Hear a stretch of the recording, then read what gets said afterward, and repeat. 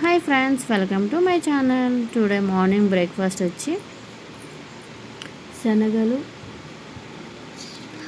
శనగల curry, తర్వాత శనగల కర్రీలోకి అంబలి.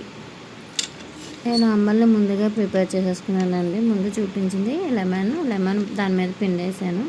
So అది మళ్ళీ ఫుల్గా మిక్స్ అయ్యే వరకు, తర్వాత నేను అంబలిలో పెరుగు అనేది వేసుకుంటాను. పెరుగు కానీ మజ్జిగ అలా పెరిగిన మజ్జిగలా చేసేసి, సో ఇలా వేసుకునే దాన్ని మొత్తం అంతా కలిసే వరకు మనం సోడిపిండి అంబల్లో అనేది మొత్తం కలుపుకోవాలి. కొంచెం ఇలాగా మిగిలిన దాన్ని ఇలా వాటర్ వేసుకుని కలుపుకుంటే, మనం కొంతమంది పలచగా తాగుతారు, కొంతమంది చిక్కగా తాగుతారు. సో మనం నిమ్మకాయ వేసుకోవడం వల్ల ఏంటంటే టేస్ట్గా అనిపిస్తుంది, కొంచెం బయటికి వెళ్ళే వాళ్ళకి ఎనర్జీలా అనిపిస్తుంది.